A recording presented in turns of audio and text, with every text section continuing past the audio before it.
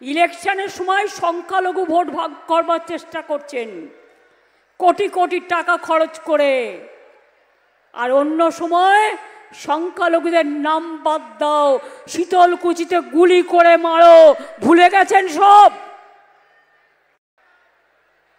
ইলেকশনের সময় সংখ্যালঘু ভোট ভাগ করবার চেষ্টা করছেন কোটি কোটি টাকা খরচ করে, আর অন্য সময় সংখ্যালঘুদের নাম বাদ দাও, শীতলকুচিতে গুলি করে মারো, ভুলে গেছেন সব? ইলেকশনের সময় সংখ্যালঘু ভোট ভাগ করবার চেষ্টা করছেন কোটি কোটি টাকা খরচ করে, আর অন্য সময় সংখ্যালঘুদের নাম বাদ দাও, শীতলকুচিতে গুলি করে মারো, ভুলে গেছেন সব?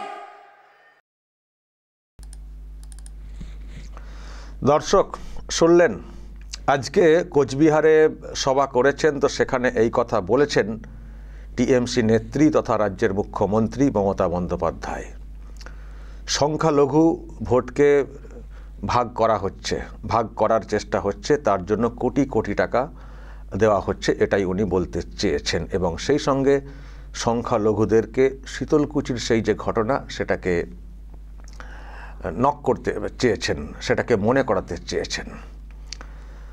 তো দর্শক, এখান থেকে এটা অন্তত পরিষ্কার হচ্ছে যে উনিও বুঝতে পারছেন যে সংখ্যালঘু ভোট ওনার থেকে সরে যাচ্ছে বা সরে যাওয়ার একটা সম্ভাবনা তৈরি হয়েছে। ওনার বক্তব্য কেউ করছে, তার জন্য টাকা পয়সা ঢালছে, কিন্তু মানে এটা যে হচ্ছে বা এই যে একটা চেষ্টা হচ্ছে বা এটা যে হতে পারে, এটা কোথাও একটা ওনার মধ্যে এসে গেছে।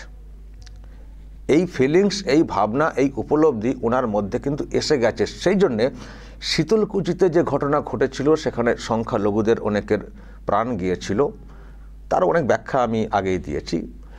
তো যাই হোক, ওটাকে মনে করাচ্ছেন, এখন ওটাকে মনে করাচ্ছেন, ভুলে গেছেন সব।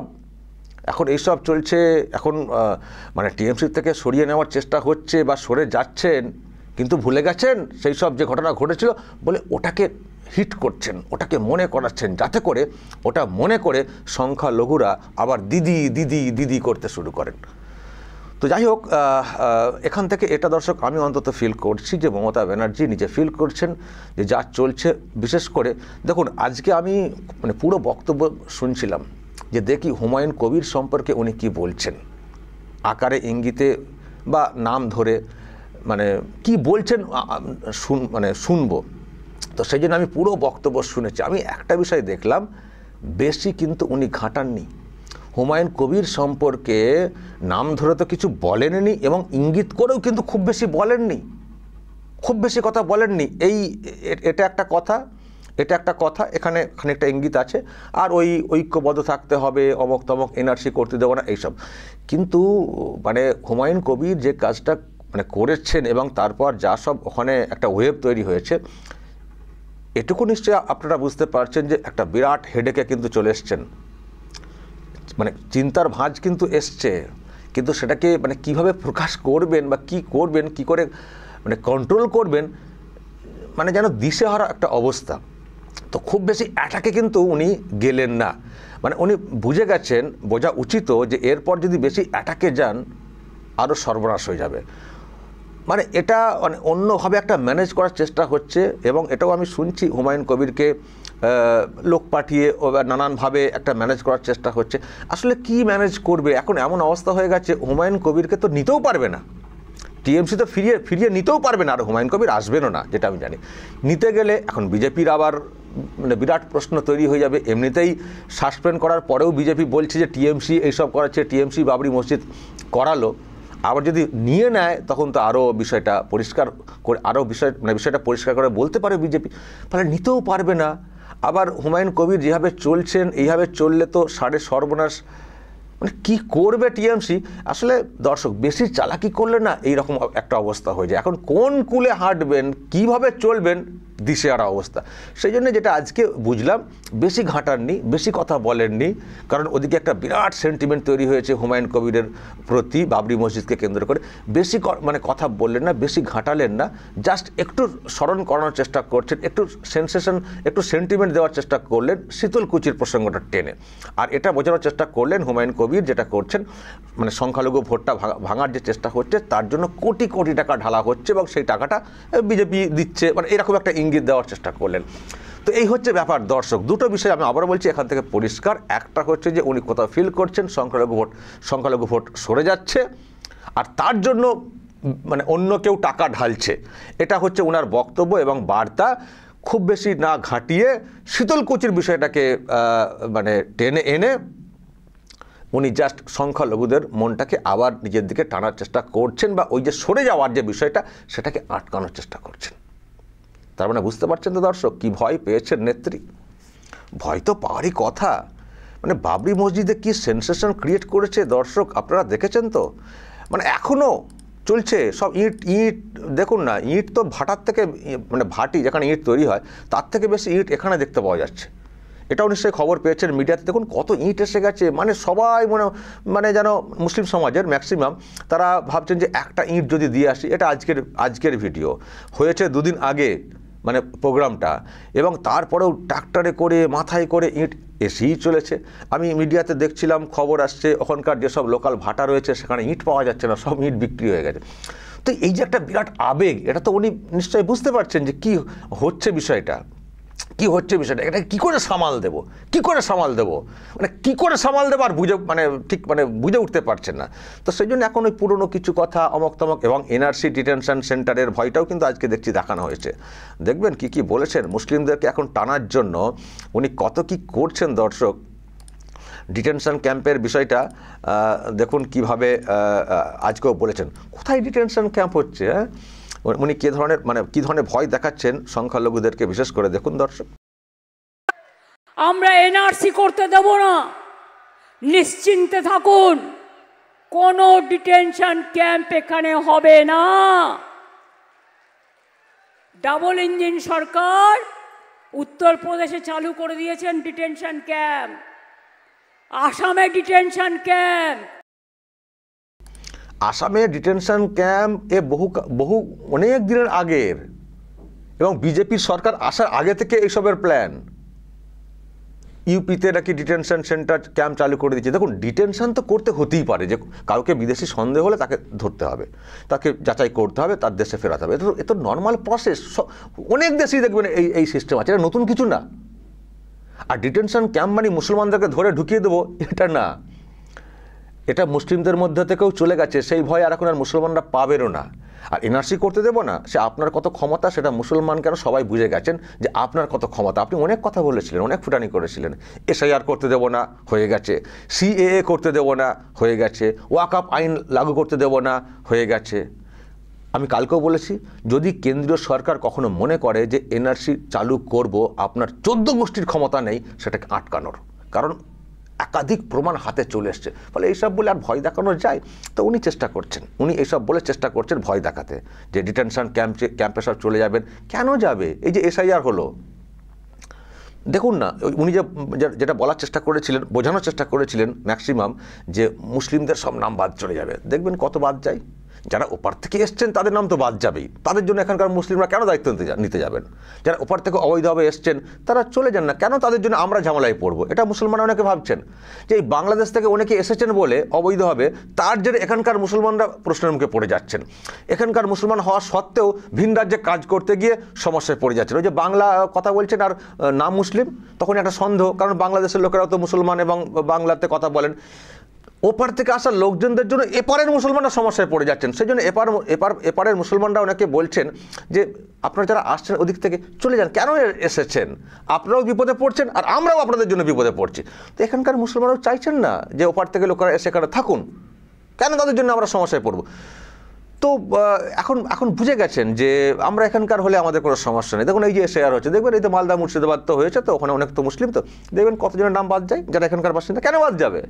কেন বাদ যাবে? আর এসআইআরের নাম থাকবে, তাদেরকে আবার এনআরসির ভয় দেখানো হবে, এসব তো আর চলবে না। তো এসআইআরের নাম এসে গেছে, আবার এনআরসির ভয়, এসব চলে না কি? আর এনআরসি তো এক্ষুনি হচ্ছে বলে তো সেই খবরও নেই, ফলে আর ভয় দেখানো চলবে না। এসআইআর মানে এনআরসি, এসব মানুষ তো হাতে হাতে দেখে ফেলেছেন। তো আর আপনি কি করেছেন মুসলমানদেরকে সর্বনাশের মানে সমস্যায় ফেলার জন্য, সেটা একেবারে হাতে নাতে প্রমাণ। ওয়াকআপের ব্যাপারটা একেবারে সামনাসামনি, ওয়াকআপ লাগু করতে দেবো না বললেন, তারপর এখন দেখা যাচ্ছে মানে আপনি শেষ মুহূর্তে নিজে মেনেছেন, মেনে বলেছেন না নথিভুক্ত করে ফেলুন, পোর্টালে তুলে ফেলুন। এখন তা তুলতে পারেননি মুসলিম সমাজের লোকেরা, মোতোয়াল্লিরা, বেশিরভাগ সম্পত্তি এখন সেগুলো প্রশ্নের মুখে পড়ে গেল, এখন কেস টেসের মাধ্যমে যেতে হবে। ফলে এই যে বিপদে ফেলে দেওয়াটা, এ তো আপনি এই তো আপনার পাশে দাঁড়ানো, আপনার পাশে দাঁড়ানো, আপনি কিছুই করেননি, শুধু ভয় দেখিয়েছেন, ভোটটা নিয়েছেন, এইভাবেই চলতে চাইছেন। আর না, এটা মুসলমানরা বুঝে গেছেন, যে আমাদেরকে টুপি পড়াচ্ছে, আর ওদিকে উনি শুধু খরচা করে যাচ্ছেন, কোথায় মন্দির হবে, দীঘাতে হবে, কলকাতায় হবে, উত্তরবঙ্গে হবে, এইসব করে যাচ্ছেন। তো এইসব তো মানুষ বুঝে গেছেন না। তো এবার হুমায়ুন কবির একটা উদ্যোগ নিয়ে ফেলেছেন, এমনিতেই বাবরি মসজিদে একটা সেন্সেশন আছে, ব্যাস মানুষ ঝুঁকে পড়েছেন, ক্ষোভ ছিল টিএমসির প্রতি, ঝুঁকে পড়েছেন। তো ওটা উনি বুঝতে পেরেছেন, এখন ওই আর কি না বেশি খাটাতে পারছেন, বেশি কিছু বলতে পারছেন। এখন যে অবস্থা, হুমায়ুনকে টাচই করতে পারবে না। হুমায়ুনকে যদি মনে করে যে গ্রেপ্তার করব, সরকার পক্ষ যদি মনে করে, দেখবেন কি হয়, সেসব যুগ চলে গেছে।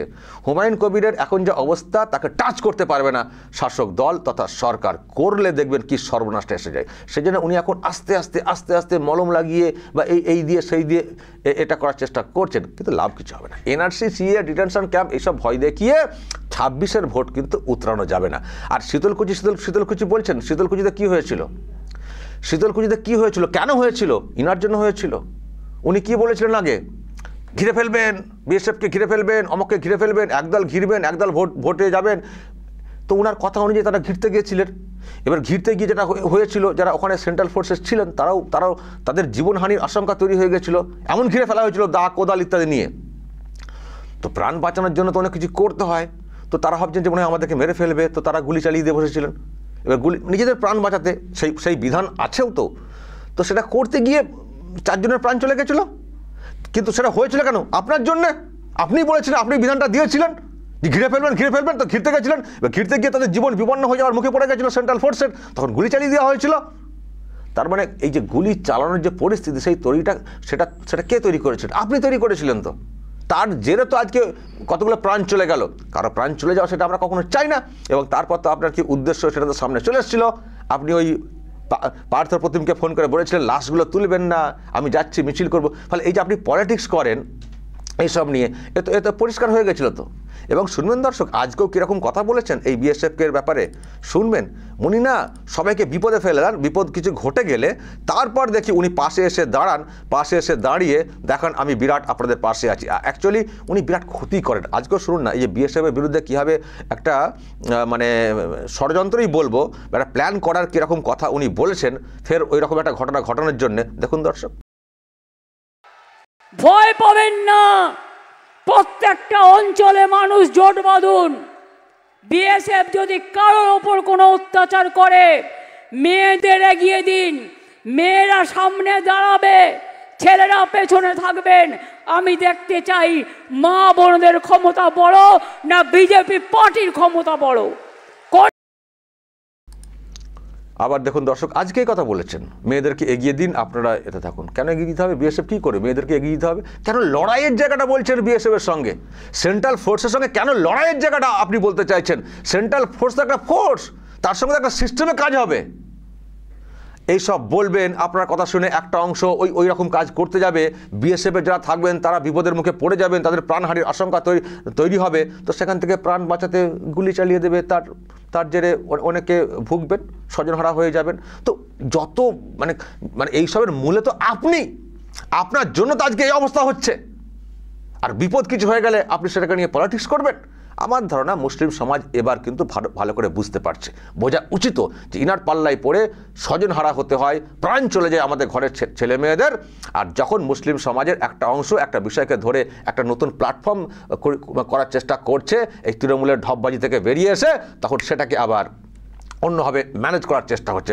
আমার ধারণা আর হবে না, সেই সময় চলে গেছে। এখন দেখা যাক 26-এ বাস্তব চিত্র কি উঠে আসে। দর্শক কি বলবেন?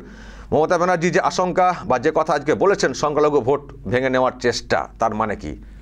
ভয় পাচ্ছেন না? অবশ্যই দর্শক আপনারা বলবেন যা বলার, বলবেন কমেন্ট বক্সে, নজর রাখবেন আরামবাগ টিভিতে।